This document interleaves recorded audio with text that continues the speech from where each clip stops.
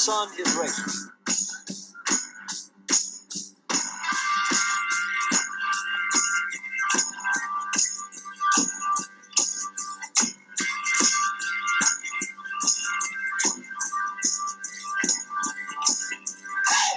Welcome, race fans, to another episode of the Rubbin' Is Racing Daily Fantasy NASCAR Show. We have all your action from Talladega Motor Speedway for the GEICO 500 for the 188 laps at this 2.66-mile oval nestled in the hills of northern Alabama. The race breakdown at Talladega is that this is a restrictor plate where anything can happen, boys and girls, including the big one. Segments for this race will be laps 55, 110, and the rest of the race will be until the checkered flag flies at lap 188. Ever since Bill Elliott set the NASCAR speed record at 212.809 miles per hour, NASCAR decided to slow things down a bit and gifted drivers with restrictor plates, which means that there will be the big one. It's anything but imminent, and basically all but 3 cars on the track. Danica. Anyways, so any of those cars are in play under the sunny Alabama skies with temps in the mid-70s when we go racing Sunday, May 7th at 2 p.m. Eastern on Fox. Just a reminder, qualifying will take place tonight, Saturday night. So once again, anything could happen. Pay attention to qualifying and our picks, and hopefully we'll get you there, guys. But it's Dega, so woo, spin the wheel of luck, kids. Roll the dice. All right. One quick thing before we get into the Burning Rubber picks this week are the March of Dimes walks across the country. The March of Dimes is a great organization that helps out children and families that are born premature and with birth defects. Please help support this cause. It's a great cause, and donate some money. Find your way. It's a great charity. Get out there. And with that said, Liehr, time to burn some rubber, baby. Do it for us. Burning rubber, Dega restrictor stall, baby. Let's get it on. Wow, you got a lot of energy to this morning, brother. Woo! I'm excited for this race, man. All right. So, Liehr, who's your first pick to burn some rubber, bud? Well, before we get started, my coffee cup this morning says it all on the side there, because you got to have faith this weekend. This is one track where anything can happen. But, you can also tell he's not going to be racing in this car this weekend. But I'm going to be going with the number 2 Penske team. They've had a damn good start to the 2017 season as we approach the first quarter pole of the season. So far this season, Brad has finished 6th or higher, except for the Food City 500, where he finished 34th, and Daytona, where he finished 27th. He has 2 wins this season, 2 second-place finishes, and 2 fifth-place finishes. This week, we go to a track and a race type that favors his type of team, and the number deuce team, they just perform really, really well at these restrictor plate tracks. He is an unbelievable when it comes to staying up front, switching from lane to lane, whichever lane or whichever line holds the momentum.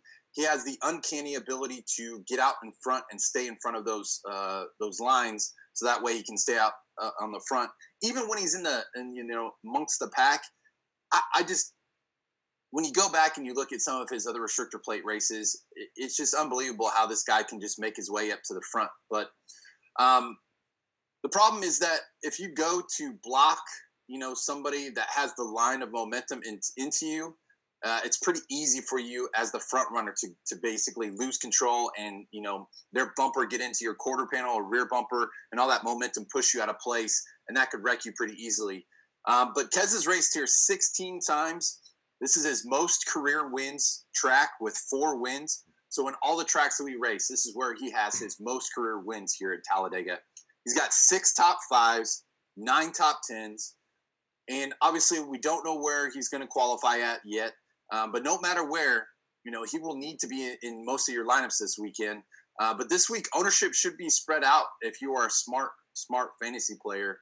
Don't go all in on one driver because it's Dega. Like we talked about, anything can happen. So definitely spread your wealth out. But you're going to have, some drivers that you're going to own more than others. But his cost this week is pretty expensive. It's $10,500. He's the second highest costing driver behind his teammate Joey Bag of Donuts Logano. The two of them have both won here twice in the last 4 out of 5 races. Again, I'll repeat that. They've won 2 races apiece in the last 4 out of 5 races here at Talladega. That is why they are both the most expensive drivers so far this season as well. This Penske team and the best are definitely, one of the best teams with Chip Got Nasty Racing as well. But they are coming off 1 and 2 finish last week. So you will need exposure on both of these Penske guys this week. So my recommendation is definitely make sure you get some 2. I don't know if Poppa's going to talk about Logano, but obviously you got to have some Logano exposure as well. Yeah, and they only had to cheat to go 1-2. Right. And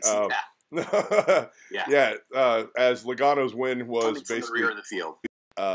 So I mean, he keeps the win for posterity reasons, but loses all the points for it. They had a shim that was apparently bent in the rear suspension. So, yeah, have fun with that come playoff time. You don't have those 5 bonus points. Yeah. But we had to know that, right? When one of the commenters on the show last week said, "What do you guys? What's his starting position in DraftKings when he's starting at the back of the field?" You had to know that that was a sign that he was going to win, right? Right.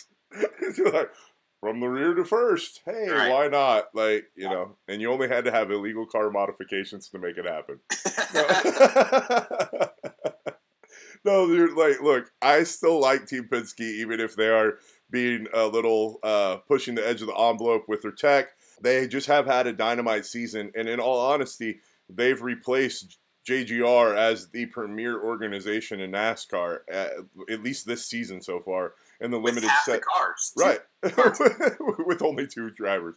Yeah, it's nuts. The main thing that I want to tell you about Kez this weekend is that new paint scheme is absolutely sick. It's neon green and dark blue. It is sweet.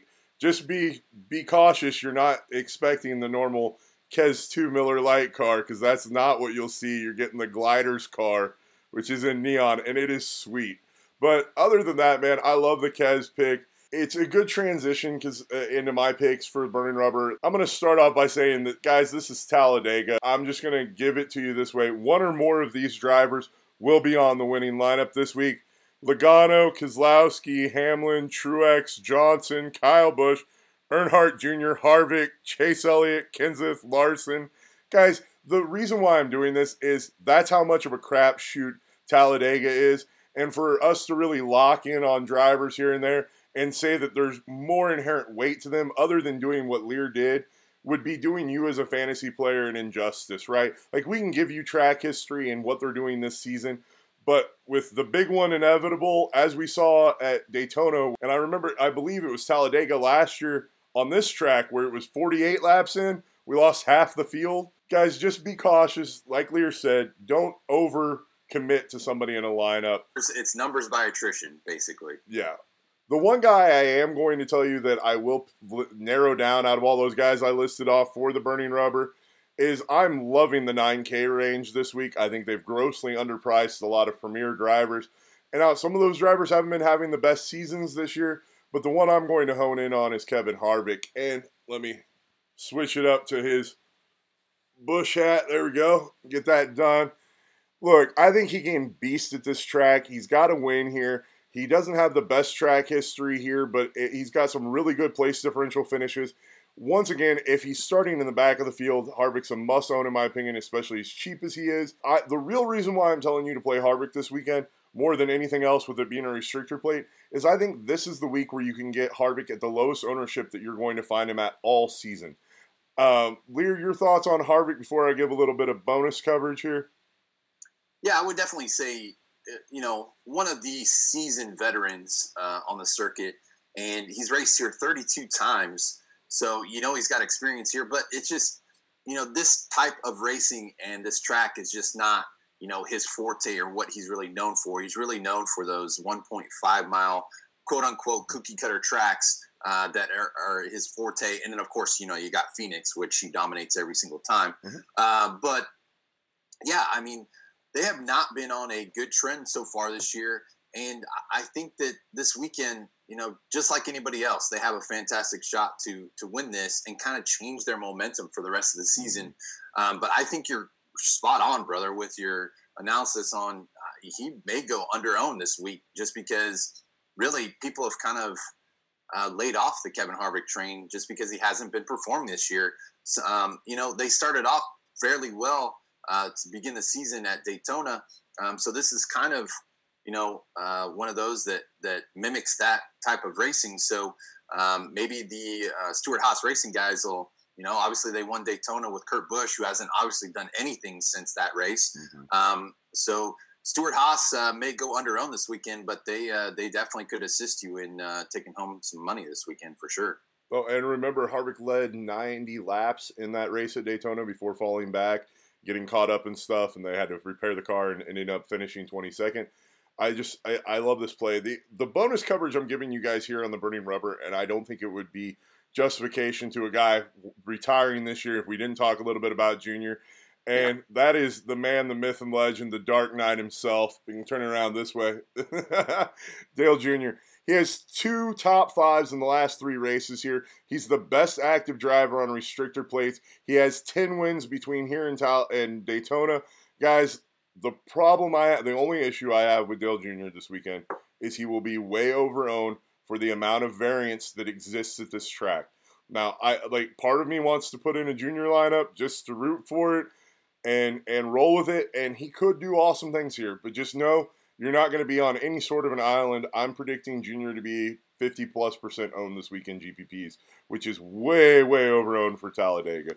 Let's be honest, though, here. I mean, throughout the rest of the season, here and, Talladega number 2 and then Daytona number 2, these are going to be his best shots and best opportunity for him in his final farewell tour this season in 2017. His best chance to win. These are his best types of tracks that he performs, the best on. And these are going to be his shots to get his spot in the playoffs this season.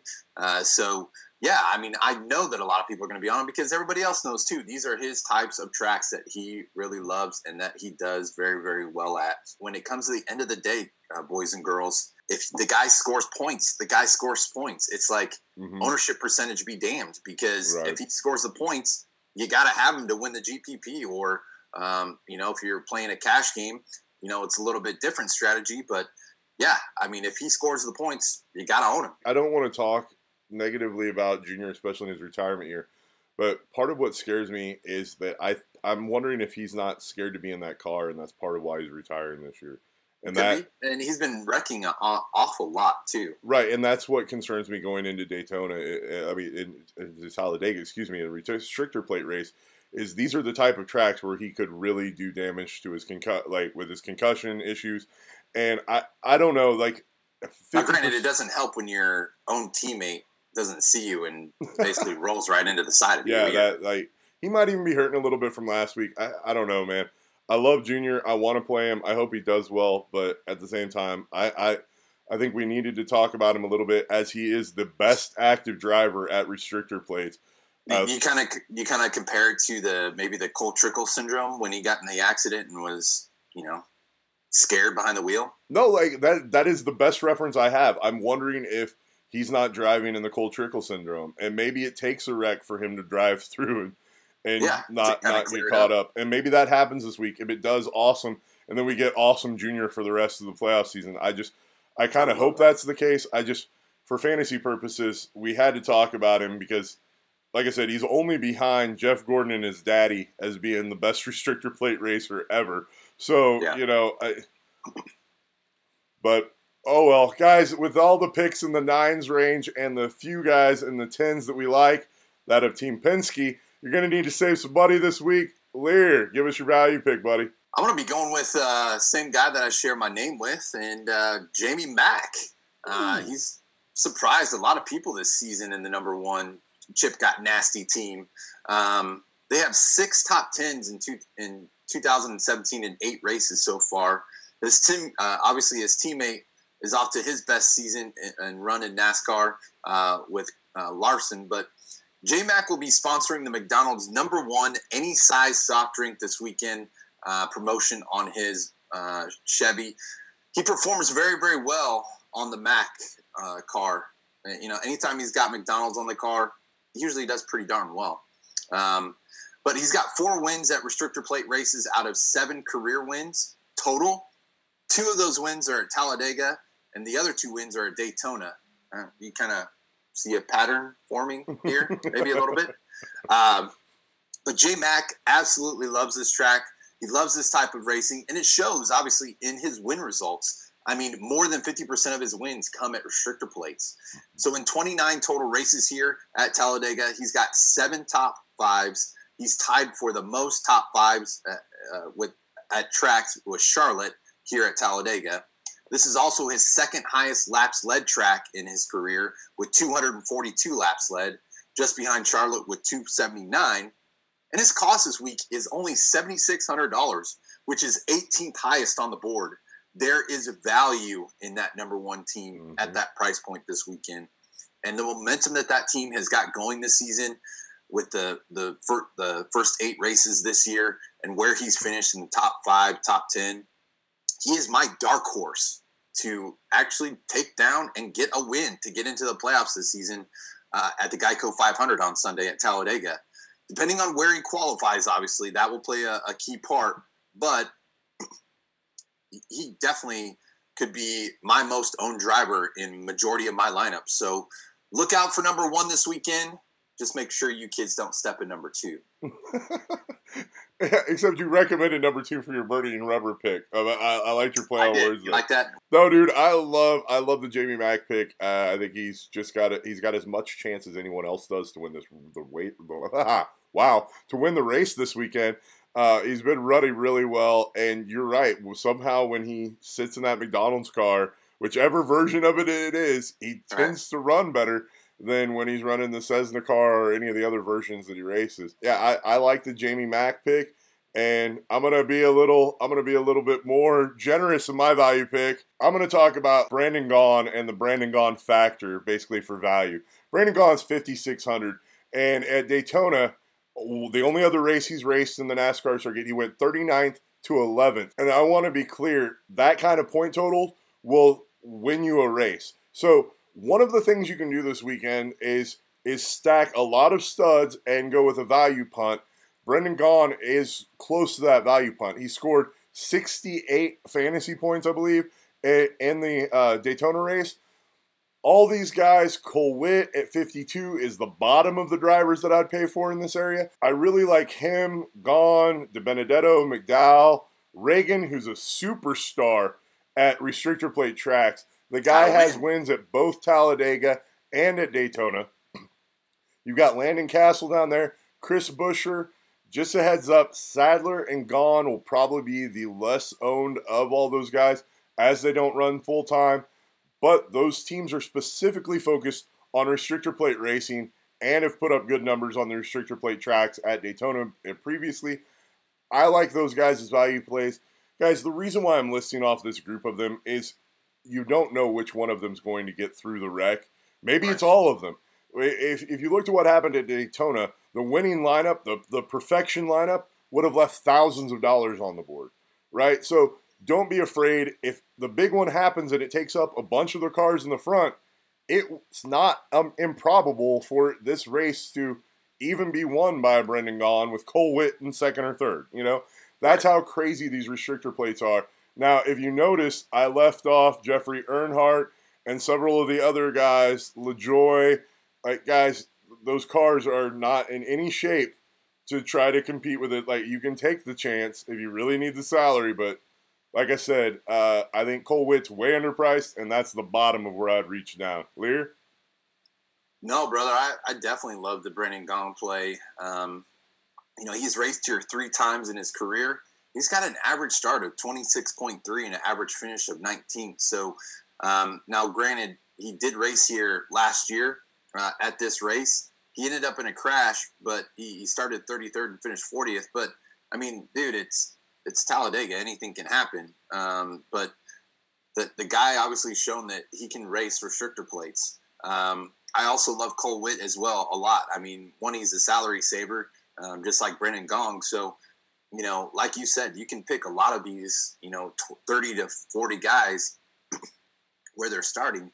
And, I mean, you can roll with most of them in your lineups. And surprisingly enough, with the place differential, that could take down GPPs, and that's exactly what's happened in the past. So don't get caught up in picking, two guys up front or three guys. That's just not going to work this week. It's just not. The history shows us. What's that? It might. Who knows? Yeah. Well, history shows us that, picking the guys later that start later in the race, just because of the wrecks and attrition that happens at these type of races, that those are the, the types that usually, will help you win. But did you know that Brendan Gaughan actually played basketball with Allen Iverson in college? That is interesting. I did not know that. Isn't that crazy? Fun fact. Yeah, it definitely is a fun fact about Brendan Gaughan. But guy starts out a basketball player and turns out to be a NASCAR driver. So, but no, I definitely, there's a lot of value this week, boys and girls. And really it's just rolling the dice on who your gut tells you to play. Yeah, just the one qualifier since we haven't had qualifying. Guys, some of these guys are going to inevitably overqualify. It happens all the time at restrictor plates. It doesn't mean you shouldn't draft them because anything can happen at a restrictor plate, right? And the higher up they qualify, the lower ownership they probably will have for these value guys. So if that's your goal, keep that in mind. Yeah, and the one thing real quick I want to talk about too is the premise of, okay, so this is a restrictor plate track. So technically all these guys can all top out at the same speed. The basic difference here is that the drafting portion of it.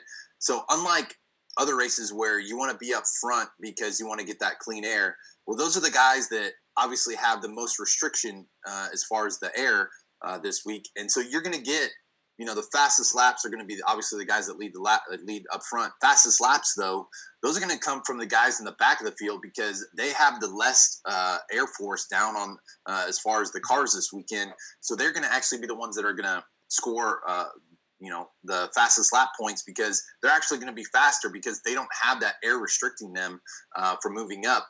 So drafting is going to be huge this weekend. So it's really going to be kind of inconsequential as far as, being able to determine who's going to have the fastest laps because most of those are going to come from the guys in the middle or towards the ladder of the field every single lap. Well, yeah, not only that, but both practices were watched out. Not the practice data is even important at a restrictor plate race. Exactly. But we don't even have that data to go on. We have a total of 15 minutes where most cars turned a couple of laps at least, but that's the only information you have. The other thing is, guys, with this being a restrictor plate track and the number of actual laps going down, the place differential does get a premium. So when you are trying to get cute, if somebody qualifies a little high, know that limits their place differential potential and that stat is the number one indicator here because traditionally at a restrictor plate race, it is very hard for somebody to lead more than 90 laps, right? Like it just doesn't happen. If you lead half the laps of this race, you are above the trend and above the average. Yes. All right, with that said, it's time to send some people to the garage. Liehr's been itching at this one all week. Liehr, who do you want to send to the garage? The driver that shall remain nameless has pretty much taken that to heart because he and the rest of the JGR squad have remained nameless so far in 2017. And it all starts with JGR's workhorse, known as Kyle Rowdy Busch. Oh, dude, he who must not be named. Come on, man. Don't, that's bad. That's bad juju right there. I know. But here is the problem, obviously, with Rowdy. Rowdy's been at the points this season with Logano, with the incident that they had together with the fisticuffs and issues each and every week. The last, even including last week, where he made the comment about the balls and strikes comment, out of the zone. But he has no one to blame except himself. I mean, he cost himself the win last week because him and his team just cannot get on the same page. And they're probably back there blaming each other and not taking ownership for their performances. But, if he stays in that cone line last week instead of driving over it like Martin Truex Jr. did as well. But Martin Truex was a little different because the truck was in the way. But Kyle Busch, I mean, it just seems like every single week it's something going on, whether it's a tire going down or some issue in the pit or like last week where he drove, over where the quote unquote cone was, the outside cone where you can't, drive over it. But he also has this week at a track that Kyle mostly has not performed, very well at all. He's got, one win, which, that's okay. He's raced here a ton, but he's got 5 top 5s and 6 top 10s in 23 races. Kyle has majority double-digit top 10s at most tracks. This is one of his tracks that he has one of the lower ones. His average start here is 20.9, and his average finish is 21.3. And his cost this week is $9,600, which is about right for somebody of his stature. But this week's type of strategy, Busch should be, pretty high owned just because of who he is. But the payoff for utilizing him in your lineups this week is just not there for me at all.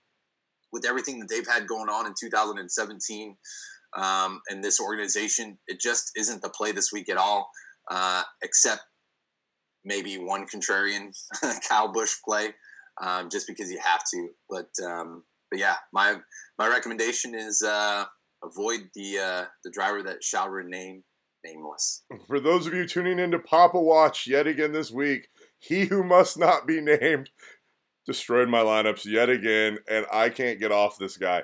And I won't probably get off of him in total this week as well, because I'm getting the ownership percentages I want. Ownership keeps flying down on this guy, and we know he is one of the best drivers, if not the best driver on the circuit.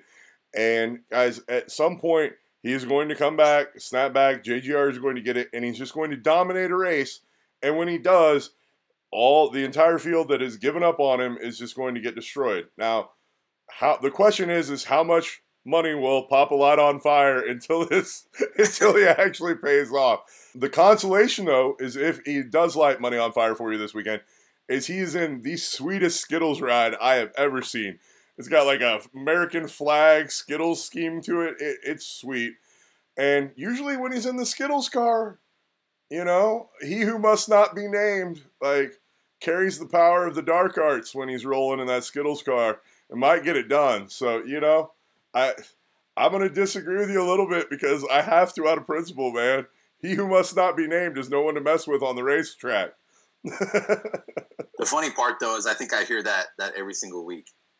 Well, you have this season, and it has hurt my bank account and my bankroll. And I'm sure most of the viewers out there are feeling your pain as well. And with my love for JGR, this is ridiculous that we're having to do this. But this one isn't on JGR. This one's on DraftKings.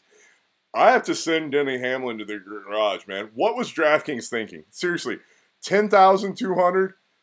Pricing is all sorts of messed up this week. None is as egregious as Denny Hamlin. 10,200. Other than his 84 points that he scored last week, his best point total is 48. And that came with a 6th place finish. 10,200, there's absolutely no warrant for this whatsoever. Kyle Larson sitting down in the low 9s, and after wins and all these second places, and you're like, oh, Denny Hamlin, 3rd place finish, 10,200. What in the world, guys, I mean, if Denny qualifies in the back, and I will probably still have a couple of Dennys just because of who he is, but man, guys, DraftKings pricing is way messed up on this. Man, I have to agree with you 100% on that one. I mean, I have no idea where they came up with, let's slap it on there and put a $10,200 price tag on this guy, especially after last week he was only $9,300, and the week before that he was $8,800. I mean, talk about a jump up, but that's one thing, though, that can, he does have a win here in the past, but that's one thing that could separate you, though, is that price point. People are going to be like, whoa, I'm off this guy. So he could come with a fairly low ownership percentage. Obviously, David Reagan qualifying hindering on that, right. But David Reagan also has a win here, right? Yeah. And has scored roughly the same amount of fantasy points as him, other than the one race, right? And his price, almost $5,000 difference? Come on now. Guys, that was totally on DraftKings. It makes absolutely no sense. I love the ham bone. and love me some JGR, even though they haven't been performing where they should. But, like, wow, 10,200. DraftKings has never done this before. Can you name another driver that finished third? They're just like, oh, 10,000 plus. Yeah, I'm not really sure. I can't really think of a situation where that's happened. I'm assuming it's one of those where they've decided that just based on where he's at and his finish last week that, maybe it's due to ownership percentages too. Who knows? It might be. I didn't think he was that high owned last week. All right, kids, welcome to the segment of the show where we put together a lineup. Remember, we encourage you to compete against this lineup. Our goal in doing this is to show you the proper process of putting together a lineup, not to give you one. And we would love to see you compete against this lineup in the $5 15K lug nut. Liehr, where do you want to start? Is it by chance with the deuce? It's with the deuce. All right, man. Let's roll Keselowski on this lineup. He's one of the more expensive drivers, but as you can see, that's not necessarily a problem. It leaves 7,900. I'm going to go ahead, since money's not a problem this week, I'm going to throw Harvick on here, assuming something's not weird. We'll throw Harvick on there. And you know what, Liehr? I'm just going to go ahead and steal the thunder. We're going to go ahead and throw, for value purposes, Brendan Gaughan on here. That way you have more money to play with. You've got $8,200, and we've got 3 picks remaining. Where do you want to go? Honestly, man, I can't seem to stay away from J-Mac this weekend. It's just one of those plays that, even though it's going to leave salary on the board, I really like what he's going to do here, and I really think he's got a chance to win. Depending on where he qualifies, but yeah, hopefully he qualifies late. But yeah, another guy that's interesting in that range that has really good track history on the restrictor plates is Austin Dillon. He'll probably be under-owned this week. But yeah, I like the Jamie Mack play, bro. So we'll go ahead and throw him on the lineup. That leaves 8,500 per driver remaining. I'm seeing this fairly easily. I want to see if Liehr agrees. But I see 2 options here, and I'm gonna guess number 42 or number 14. Well, they throw in the number 21 in that mix, and those are the 3 cars. You can pair it up there, but I was thinking 42, 14. Does that work? I don't know, man. It doesn't work. I like number 24, Elliott. Last year at this race, remember it was him and Dale starting out the race. But he was up front for quite a while. So, and then obviously Elliott has not won a race yet. So it's like, could this week be the week? No, it very well could be. Like, it's a question of it when you get to this point in your lineups, especially when you roll a McMurray or any of the guys in the 7s with a Gaughan. Like, you have the options. Like, with this lineup, you can't unfortunately go Larson and then Bowyer, but you could easily go Blaney Bowyer. Or you could go Jones, Bowyer. Or if you want to go Larson or Elliott, you just have to spin down.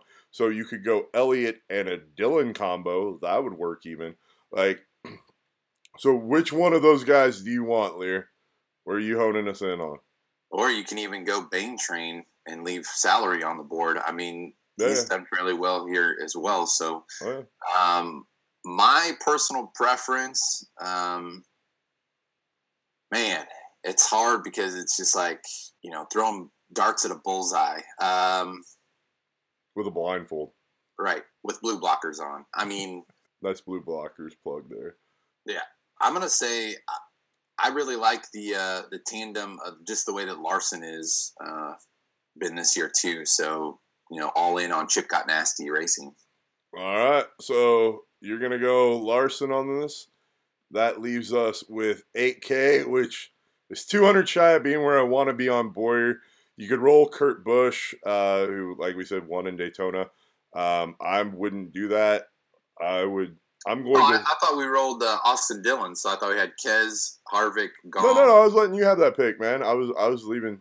Oh, okay. Is Larson where you want to be? You can spend more money if you want. Well, if that's the case, for the okay. So I want to do this. I'm gonna roll it out there, and I'm gonna go with Cole Witt. So then that leaves you anybody on the board you want to pick. Oh wow, we're double taking the value. All right, so Larson's off. Yes. And you're throwing Cole Whitt to me. All right. So wow, you're really throwing it out there for everybody to see some of the. And we'll kick Larson off. That leaves 11-8. So we've got salary remaining, guys. No matter who we pick. I want to put Rowdy on the team, or who should not be named. Wow, I zoomed in there. But I won't do it. Honestly, guys, this would be an interesting spot to throw Junior on a team and leave it, in my opinion, or throw Chase and leave the extra salary. Makes it unique for sure. Yeah, but you know what, dude? I think I'm gonna roll. I think I'm gonna stick with your Larson pick. Leave Larson and leave 2,800 on the board on that team. Nice. I mean, you don't have here's the thing, guys. And just as a heads up, to our viewers, I will definitely switch this lineup if Cole Whitt way overqualifies or Finnegan overqualifies, because those guys were specifically banking on massive place differential, and not getting caught up in the big one. So, right as of now, that lineup is Keselowski, Harvick, Gahn, McMurray, Larson, and Cole Whitt. And remember, guys, we will engage with you throughout the weekend. So remember to like, comment, share, subscribe on the YouTube and on the Facebook page.